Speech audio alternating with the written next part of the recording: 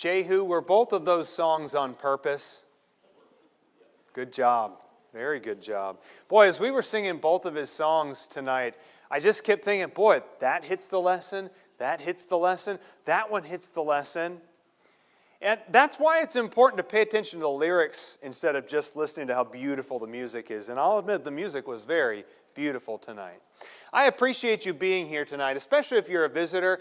I was told before I came here that folks in Conway support gospel meetings, that other area churches do a really, really good job. In fact, Roger, it was one of your boys that told me Conway folks always come out to support a gospel meeting.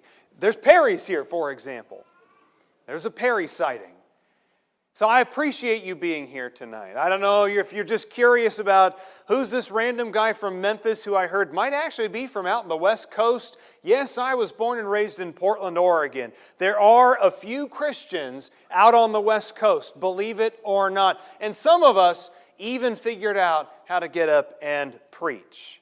Now, maybe you're from our community here in Conway, and this is the first time you've ever even graced the door of a church building. I appreciate you being here tonight.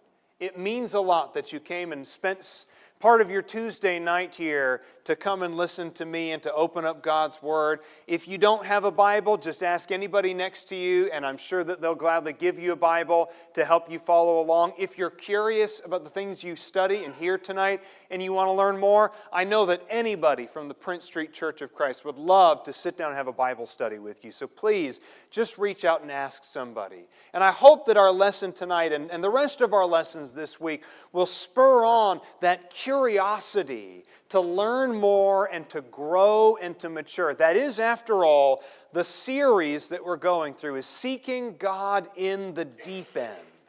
Now, like I've mentioned in other lessons, it's easy to have a very shallow faith. Like you can stay in the shallow side of the pool, you can be in the shallow creek, and it's just ankle deep, and there's nothing scary about the shallow water. You can see the bottom, you know what's there. But then there's the deep water.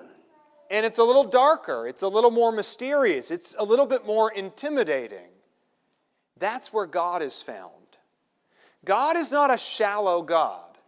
God is not a God that is easily understood just by waking up one morning and saying, "Hey, Google, tell me about God."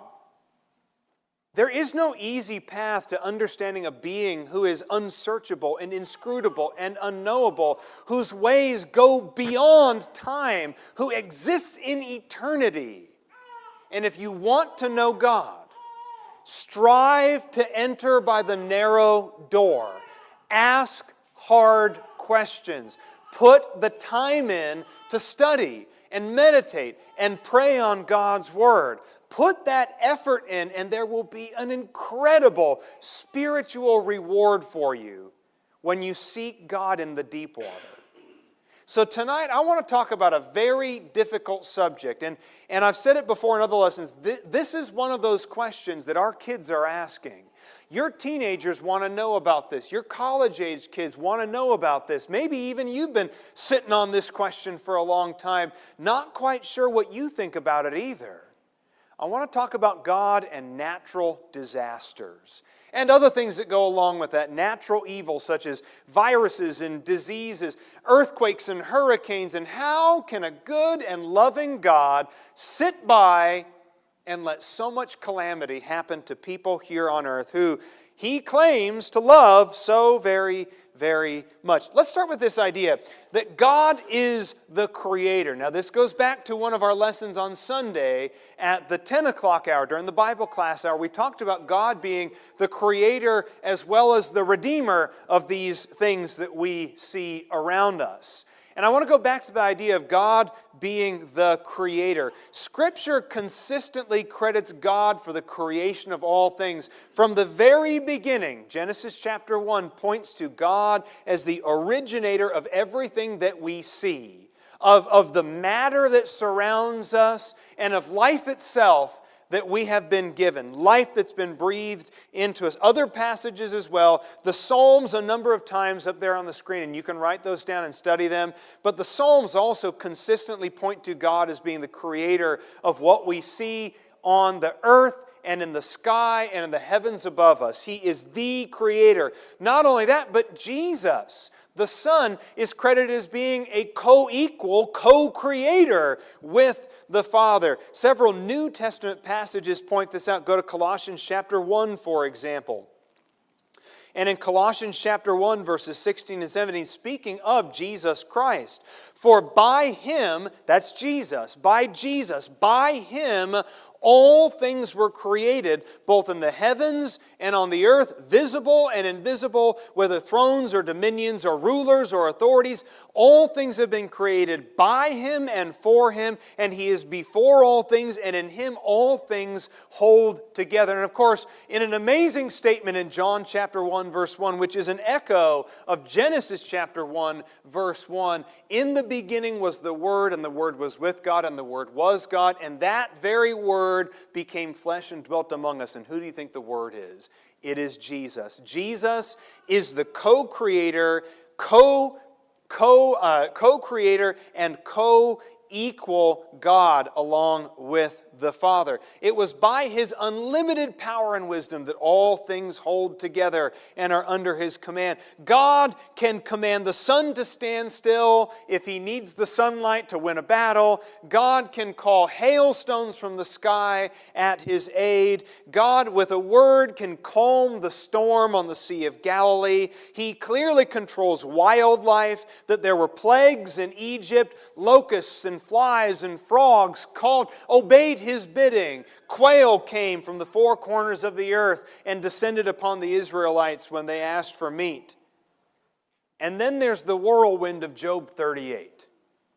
In our day session today, we ended on Job in our Bible class. Have your Bibles open to the book of Job, and let's talk about a few things here from Job.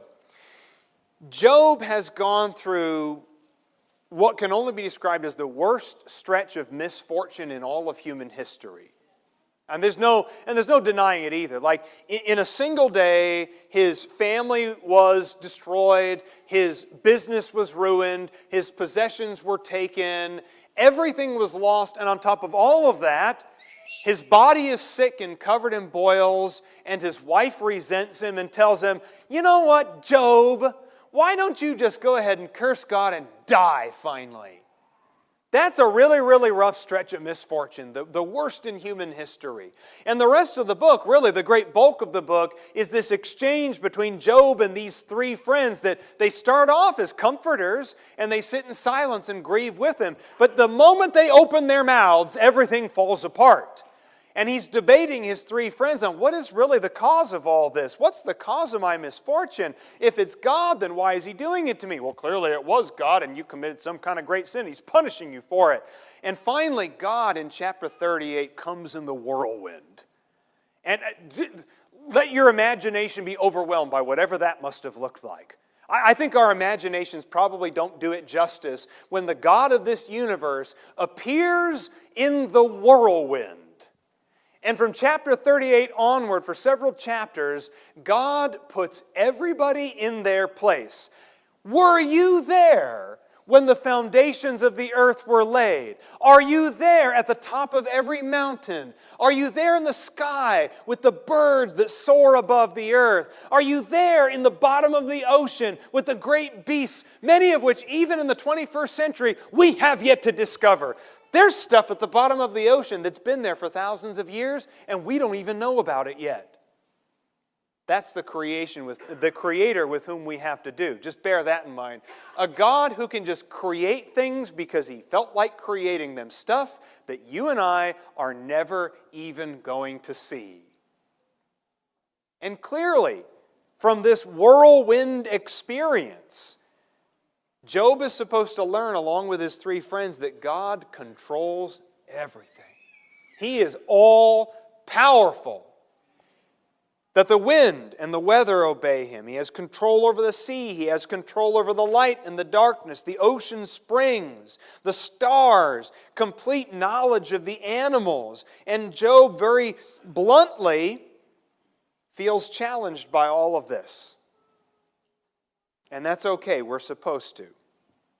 Now here's the issue that comes up, because up to this point, I think Christians are willing to accept all of these things as true, at least on an intellectual level. We accept that God is the creator. We accept that God has control over the created universe. We accept that the animals are at His bidding. The wind and the waves obey Him. We accept all of that on an intellectual basis. But here's the challenge that we face.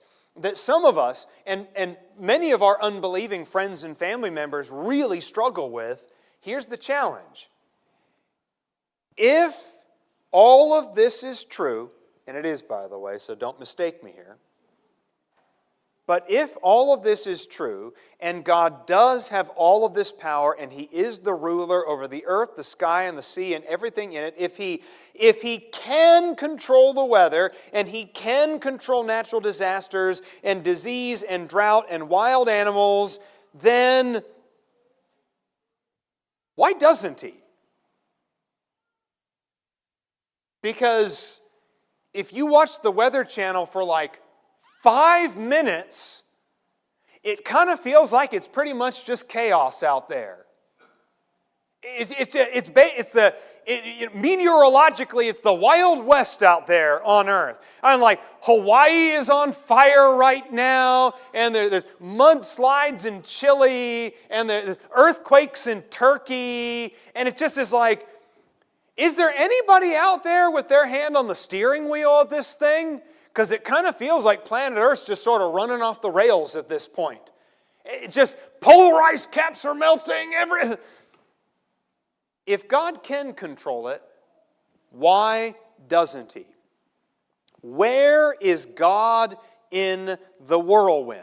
Because Job had this incredible blessing, and it was a blessing in the end, and Job acknowledges that at the end of the book, that now I understand. I know something about God that I didn't know before. I heard, but now I actually get to see with my own eyes God's incredible power. I know something now. And it was a gift in a strange way. It was a blessing for Job to go through what he went through. But we don't get that benefit, do we? When I have my doubts about God, God doesn't show up in a whirlwind in my backyard and explain where goats came from. I don't get that benefit from God. And so I struggle a little bit with that concept. And in light of the vast destruction and the loss of human life as a result of naturally occurring events, many come to the conclusion that God doesn't even exist at all. There's an atheist named Brian Marston, and this is a quote from a book called The Problem of Evil. He had this to say: although an omniscient, omnipotent, perfectly good God could be justified in allowing moral evil, because He acknowledges free will and there's choice in all of this, and so, well, there's evil. People get robbed because of robbers. People get murdered because of murders. You could almost forgive God for moral evil because of the necessity of free will. Such a God is never justified in creating a world in which natural evil occurs. And just so we're clear about what the definitions are, natural evil is a term that covers things that are in the creation itself. These evils that come upon us, whether it is natural disasters or diseases or the prevalence of cancer, right? These are naturally occurring things that have negative impact on our lives. After all, what kind of a good God would allow such atrocities to take place? Rather than prove that there is no God, though, in this lesson, I want to illustrate how tsunamis, hurricanes, forest fires, diseases, and earthquakes only disprove the existence of the kind of God that we invent for argument's sake. The kind of God that people like Richard Dawkins design and invent just for the sake of argument. There's another quote here that I want to read real quickly, just as a contrast to that. Gene Edward Veith writes in World Magazine, that kind of God does not exist. The image of a nice deity who looks benignly down from heaven, wanting us all to just have a good time, is wish fulfillment. It's a fiction that we might make up so that we feel better.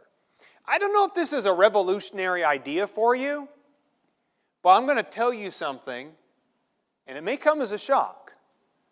But ever since the Garden of Eden, this place is kind of a mess.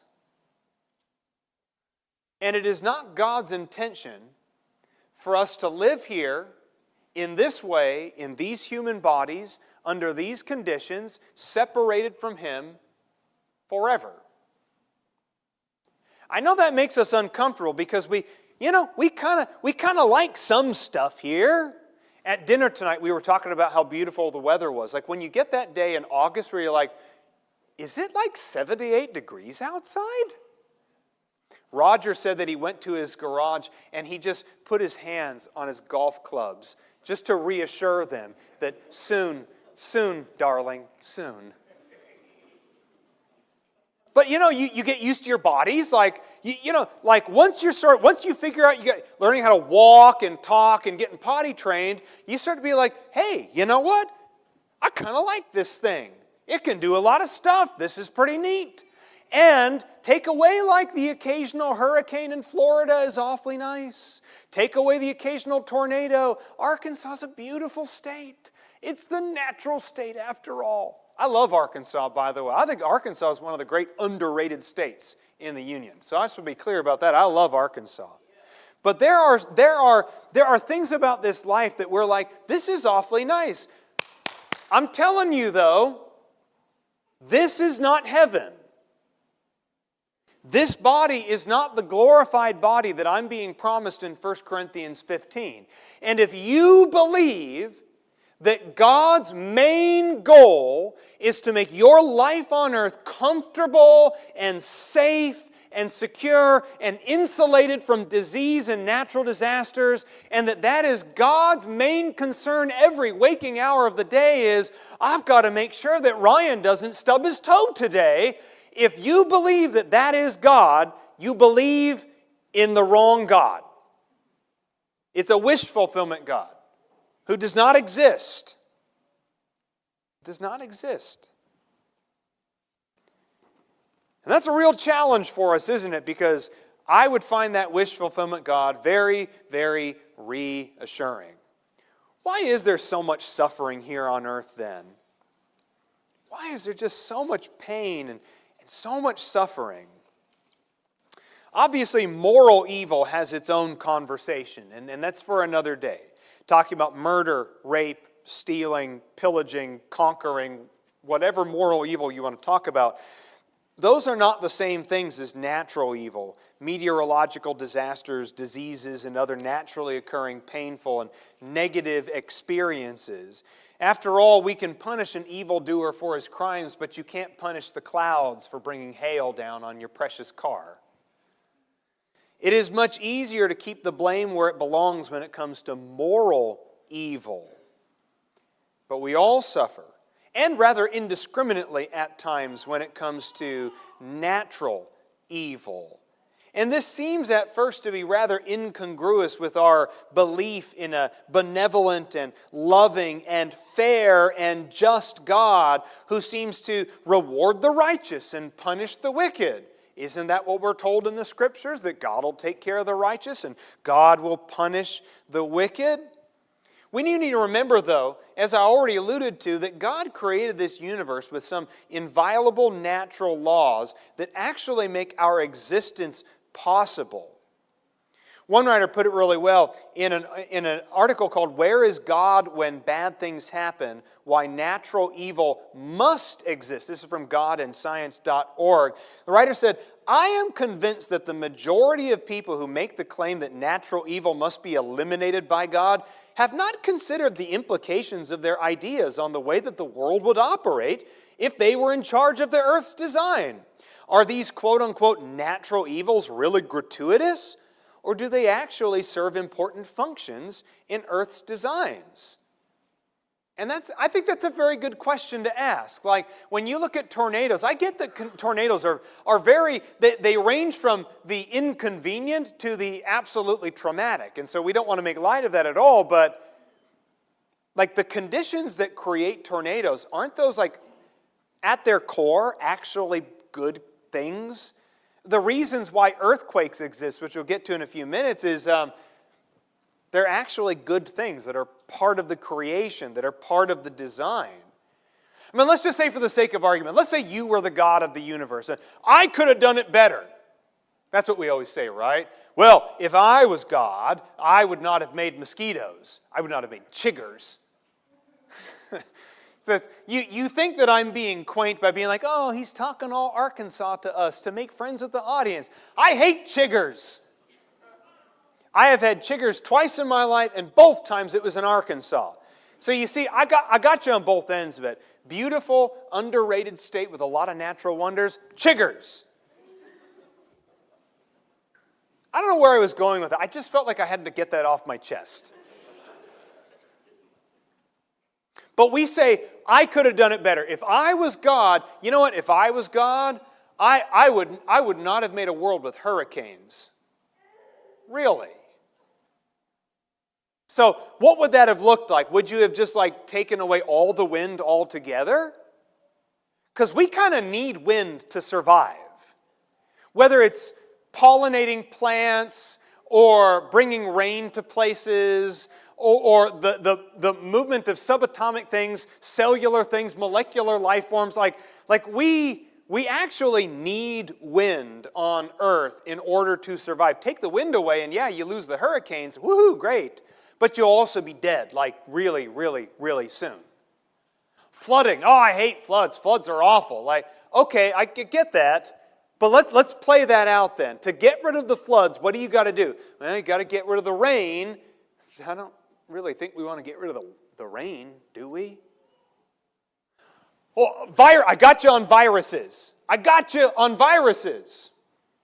Actually, did you realize that viruses are the base layer in the food chain in the world's oceans?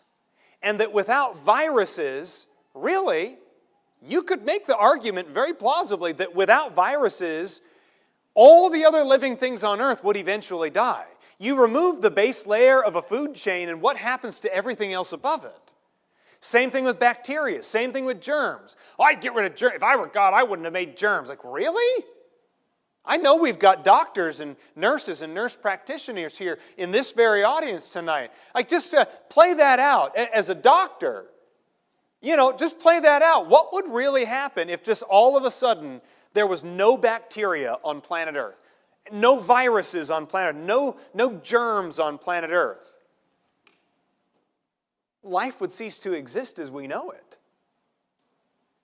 So this whole notion of if I was God, I wouldn't have made a world with this or this or this or this is making a ton of assumptions and is actually proving that if you were God, you would not have gotten past the first couple days of creation before you had egg all over your face. And the God of this universe created the world in 6 days, and it is an awfully good world. Even taking the curse of Genesis 3 into account, this is still an amazingly functional planet that we live on. And so let's go ahead and give God some credit there. The universe is subject to inviolable natural laws. Let me get to a point here, a very important point. Let's be clear about this. Gravity, nobody's above the law.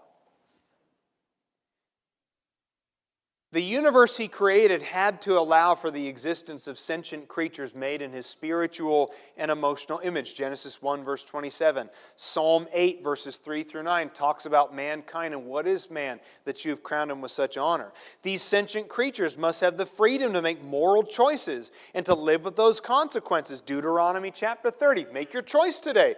Do you choose righteousness or do you choose evil? Choose this day what you're going to do. The choice is yours. Joshua 24 in verse 15. Hey, make your choice. Who do you want to follow? It's your choice. God's not going to force you one way or the other. And it is God's sincere hope that these sentient beings choose to have a relationship with Him that leads to their eternal salvation.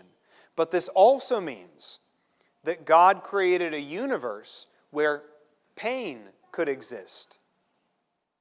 And I'm convinced, by the way, that even in the Garden of Eden, it's not like in the Garden of Eden, Adam and Eve were some kind of like pain-free, non-corporeal beings who just sort of like floated around with a white glow on them. No, Adam was a guy. He was a guy, and he had a nervous system just like we do, and he could feel things, and there was physical stimulation. So like the idea that pain of any kind didn't exist in the Garden of Eden, I guess I personally find that kind of a far-fetched idea. That if I'm like Adam in my physical structures and my nervous system and the ability to feel things, then who's to say Adam couldn't have stubbed his toe in the Garden of Eden or conked his head by accident on something? Pain exists. It is what it is. Pain exists.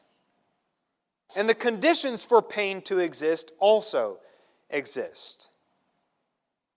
So, what would happen if God eliminated all of these natural evils that atheists point to as evidence of His non-existence or His unfairness, His injustice? Remember, God created a world ruled by these laws established at creation. For example, if a person steps off the roof of a building, gravity will pull him to the pavement beneath.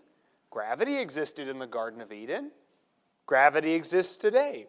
If one steps in front of a moving train, he will most likely be killed because the laws of thermodynamics clearly say that two objects cannot occupy the same space.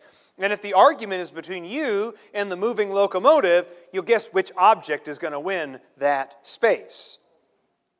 The same laws that govern gravity and motion also govern meteorology, hydrology, and geology. All of nature is regulated by these laws, not just the parts that we find convenient and comfortable. Let me say that again.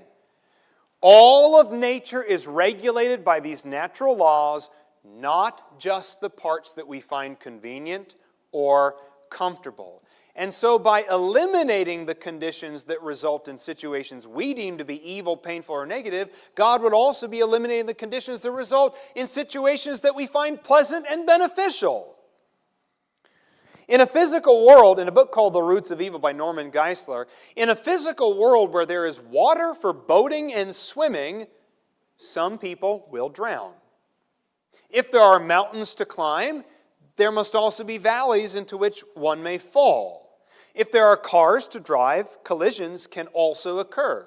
It may be said that tornadoes, lightning, hurricanes, and other natural disasters are likewise byproducts of a good physical world. For instance, the purpose of rain is not to flood or to drown, but the result of rain may include these disasters. That's a good point, by the way. God didn't invent rain because He was like, and when it rains too much, I'll flood them out. That wasn't why He made rain. Flooding is a byproduct of something that God actually created to be good. And the same could be said of all these other natural things, whether it's wind, gravity, that sort of thing. God didn't make gravity hoping that... Did you see that story out of Houston, by the way? Did you see this in the news? There's a woman out doing yard work, just minding her own business.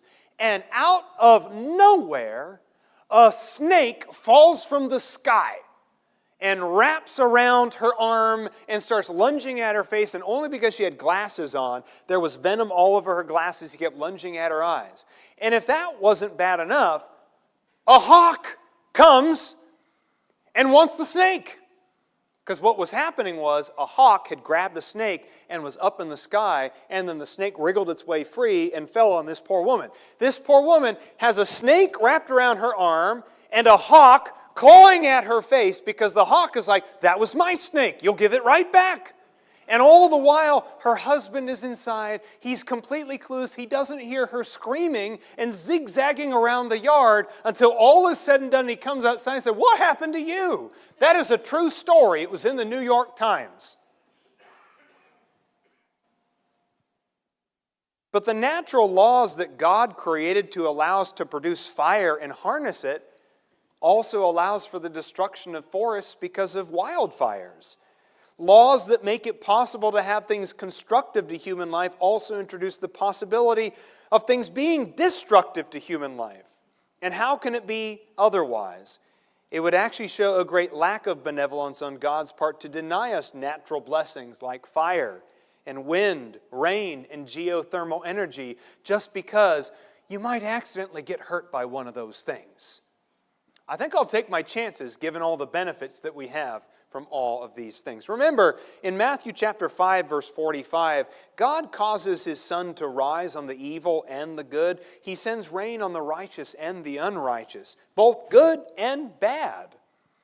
Lamentations 3 and verse 38, Jeremiah reminds us in Lamentations 3 and verse 38, is it not from the mouth of the Most High God that both good and ill go forth? And Jeremiah understood, like so many others, he understood that this is simply two sides of the same coin. And if you want the benefits of natural inviolable laws, you have to accept that there may be destruction that comes along with it as well. Now I want to focus on just one of these things. Whoops, got behind on my slides there. I want to focus on just one of these things before we move on to our last couple points, okay? And I know we're running out of time. I won't stretch this too far. If there's anything at all that we can all agree on that God shouldn't have made, if I was God, I wouldn't have made the universe like this. Earthquakes. Like, I don't get it. The ground shaking underneath you, like, what's the benefit? It hurts the trees, it hurts the animals, it breaks our houses. I don't get it. If I was God, I would have made a world where there were no earthquakes. Let's just take this as the case study. Okay? Let's go ahead and run this out. Let's run the clock on this one and see how this plays out. What would need to happen, given the true and actual existence of planet Earth as it is, what would need to happen for our planet to have no earthquakes? Well, first of all, the Earth's continental crusts are essentially floating over a molten mantle. You learned that back in middle school, and I hope you didn't forget it. And since these crusts are floating, these great plates tend to run into one another, like toys floating in your kid's bathtub, right? Eventually, those toys clank into each other, just given the nature of objects floating on that kind of surface. But when these gigantic tectonic plates bump into each other, large amounts of energy are released in the form of shaking. So let's say the atheist could fix the problem by just eliminating that molten mantle. Like, I know what we'll do. Let's not have a molten mantle, because if there's no molten mantle, then there's nothing for it to float on, and those plates just stay still. Okay. All right. If we remove the molten mantle, as it turns out, the molten interior of our planet is quite necessary for our existence. The independent rotation of our molten mantle results in a magnetic dynamo that produces a charged field called a magnetosphere around planet Earth. This is called the Van Allen radiation shield, and it protects our planet from radiation bombardment that makes life possible. So let's go ahead and have no molten core. We'll go ahead and remove our radiation shield and allow the sun to just burn all of us to a crisp. Oh. So what you're saying is we have to have a molten core in order to survive. Yeah. There is no part of this structure, like if you're looking for the answer, like, let's brainstorm this thing. How do we get rid of earthquakes?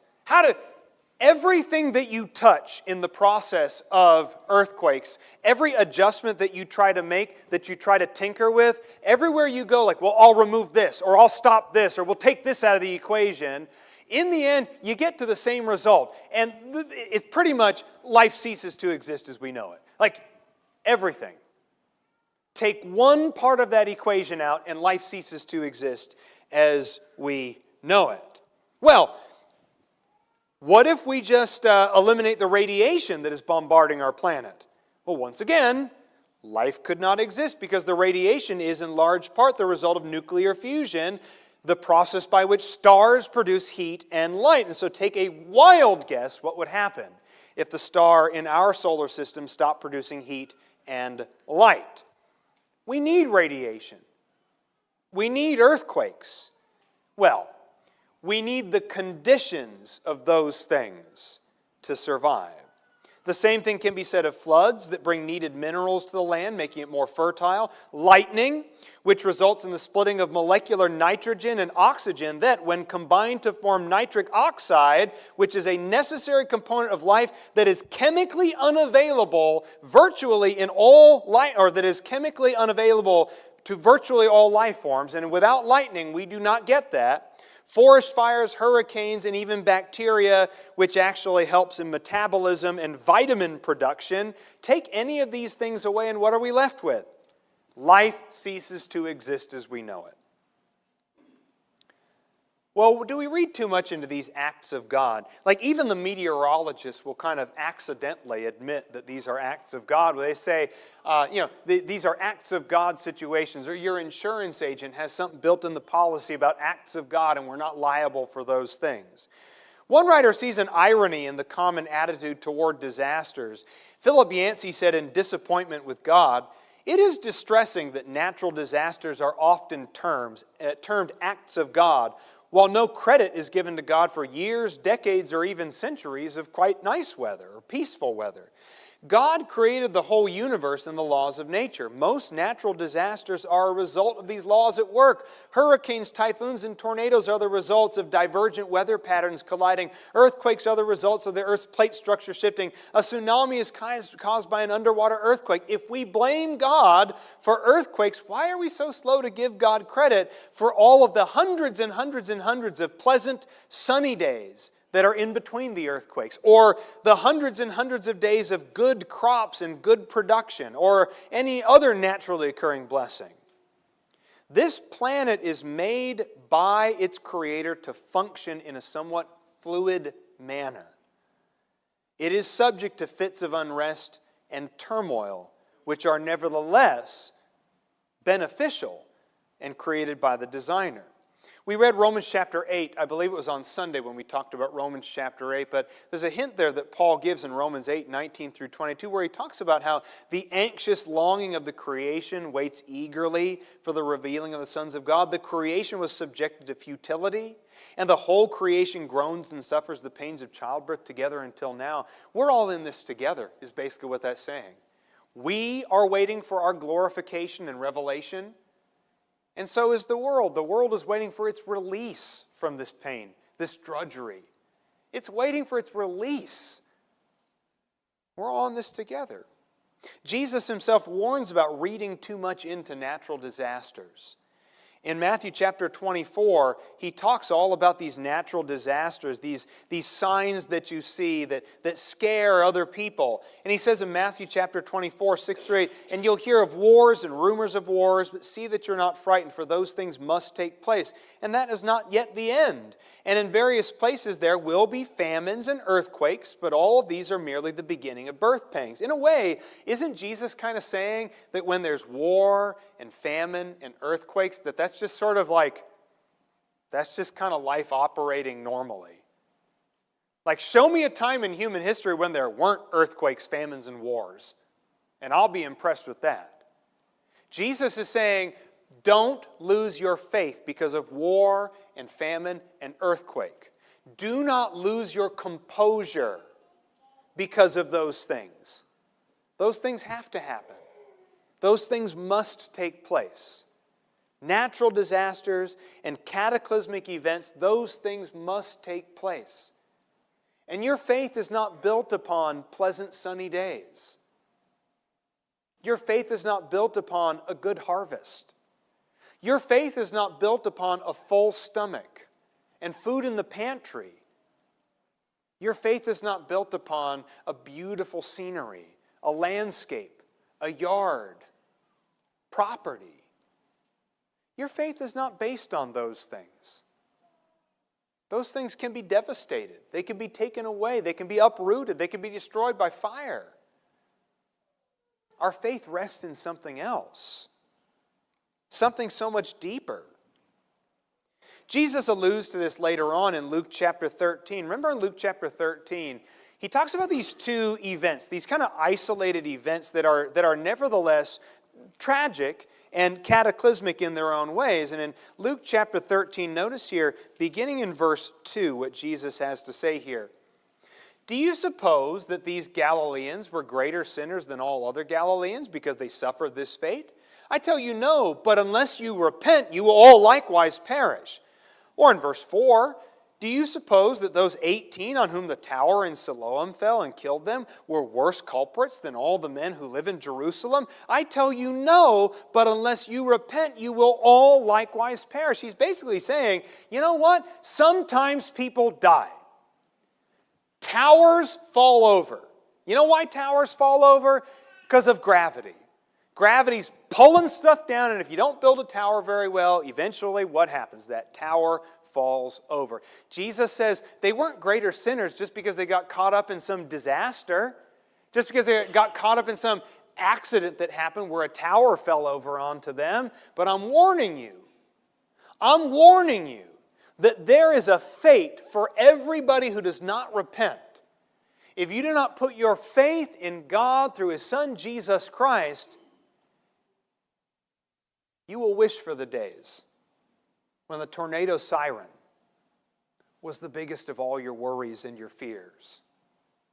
You will long for the days where your greatest inconvenience was chigger bites up and down your legs.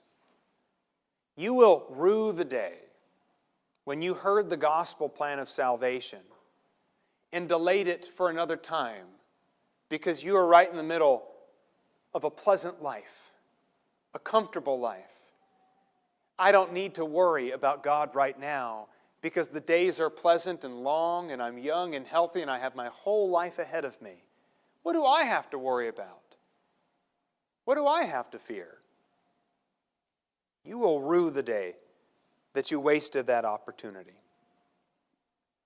I'm going to bring the lesson to a close at this time by offering you a simple invitation. If you're not a Christian here this evening, you really ought to be.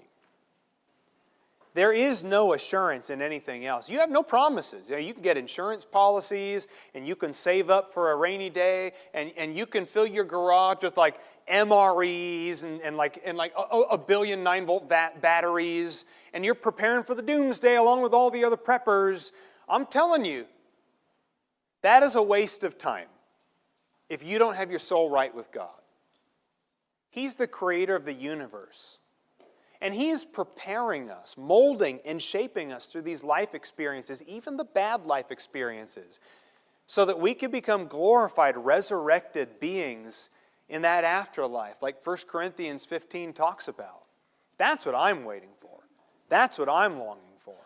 Maybe that's why Paul was able to talk so much in Philippians about how he's learned to be content in whatever situation he's in. I've learned that if I'm hungry or full, if things are going well or if things are going bad, I've learned to be content. Maybe that's why Paul could tell Timothy in all honesty that I don't fear because I know whom I have believed. I've entrusted to Him my very soul. And so I'm not scared of anything else out there. What do I have to fear if I've got God on my side? Unbelievers have a lot to fear. We just talked about a lot of natural disasters, and there's more we could talk about if we wanted to. Unbelievers have a lot to fear. And if you're afraid right now, it's time to look into your heart and figure out why that is. So if you have any spiritual need at all, please let that need be known by coming forward as we stand and sing.